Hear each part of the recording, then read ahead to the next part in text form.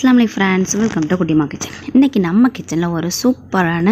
और evening snacks with dinner recipe தான் பார்க்க போறோம்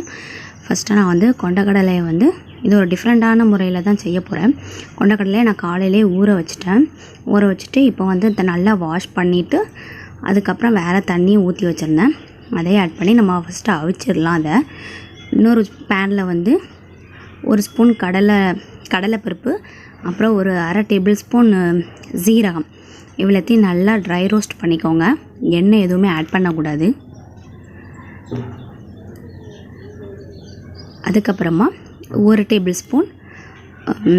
மல்லி இதையும் நல்லா ட்ரை ரோஸ்ட் பண்ணிக்கோங்க கரிஞ்சிராம பாத்துக்கோங்க அப்புறமா கருவேப்பிலை எல்லாத்தையும் நல்லா ட்ரை ரோஸ்ட் பண்ணிட்டு காரத்துக்கு தகுந்தால வத்தல் அது நல்லா ஆறுனதுக்கு அப்புறமா ஒரு மிக்ஸி ஜார்ல அதை ஆட் பண்ணிரலாம் அதுக்கு அப்புறம் ஒரு 4-5 பீஸ் தேங்காய் சேர்த்துட்டு நல்லா கொரகொரப்பா அரைச்சு எடுக்க போறோம்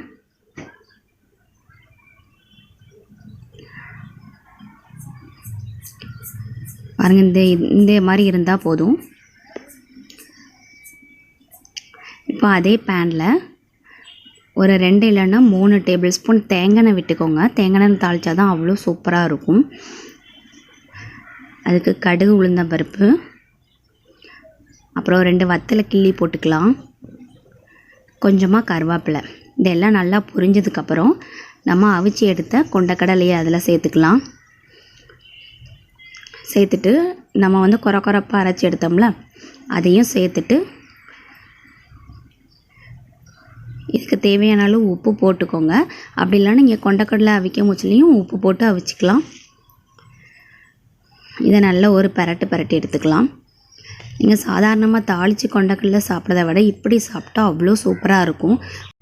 நம்ம எப்பவும் ஒரே மாதிரி தாளிச்சு சாப்பிடுறதை விட இப்படி தாளிச்சு சாப்பிட்டா அவ்வளவு சூப்பரா இருக்கும் இத நான் வேற பவுல்ல மாத்திட்டு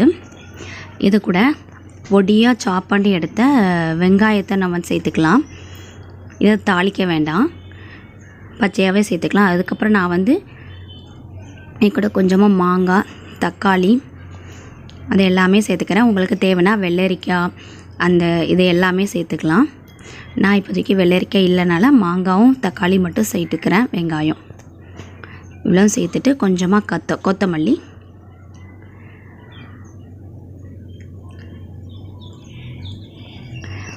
அப்புறமா ஒரு 2-3-4-5 டிராப்ஸ் வந்து லெமன் வந்து பிழிஞ்சு விட்டுக்கலாம் பிழிஞ்சிட்டு இப்படி ஈவினிங் ஸ்நாக்ஸ் இப்படி சாப்பிட்டீங்கன்னா அவ்வளோ ஹெல்த்தியாகவும் இருக்கும் ஒரு சூப்பரான ஒரு ஸ்நாக்ஸ் சாப்பிட்ட மாதிரியும் ஒரு ஃபீல் இருக்கும் இதை ட்ரை பண்ணி பார்த்துட்டு எப்படி இருந்ததுன்னு என்னோட கமெண்ட் செக்ஷனில் உங்களுக்கு கமெண்ட் சொல்லுங்கள் அப்புறம் நைட்டுக்கு வந்து தோசை வித் சட்னி செய்யலாம்னு சொல்லி இருந்தேன் இப்போ சட்னி எப்படி ப்ரிப்பேர் பண்ணலாம்னு பார்க்கலாம் ஃபஸ்ட்டு வெங்காயம் எண்ணெய் ஊற்றிட்டு ஒரு 20 வெங்காயம் சின்ன வெங்காயம் வதக்கிக்கோங்க அப்புறம் 4-5 பூடு கொஞ்சமாக தேங்காய் எல்லாத்தையும் சேர்த்துட்டு நல்லா வதக்கிக்கோங்க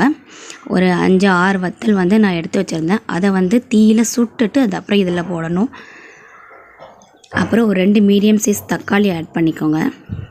இது எல்லாத்தையும் நல்லா வதக்கி எடுத்துக்கோங்க நல்லா வதங்கினதுக்கு அப்புறம் நல்லா ஆற விட்டுருங்க ஆற விட்டதுக்கு அப்புறம் நம்ம இத கிரைண்ட் பண்ணி எடுக்க போறோம் ஒரு மிக்ஸி ஜார்ல சேர்த்துட்டு கொஞ்சமா உப்பு சேர்த்து அரைச்சி எடுத்தாச்சு இதுக்கு ஒரு தாளிப்பு கொடுத்துறலாம் இப்போ அதே panல கொஞ்சமா தேங்காய் விட்டுட்டு கடலை உளுந்தம் பருப்பு கடுகு உளுந்தம் பருப்பு கருவேப்பிலை அப்புறம் வந்து வத்தல் இவ்வளத்தையும் சேர்த்து நல்லா தாளிச்சு எடுத்துக்கோங்க நைட்டுக்கு ஒரு சூப்பரான தோசைக்கு சைடு டிஷ் வந்து ரெடி ஆயிட்டு இப்போ தோசையும் ஊத்தி எடுத்தாச்சு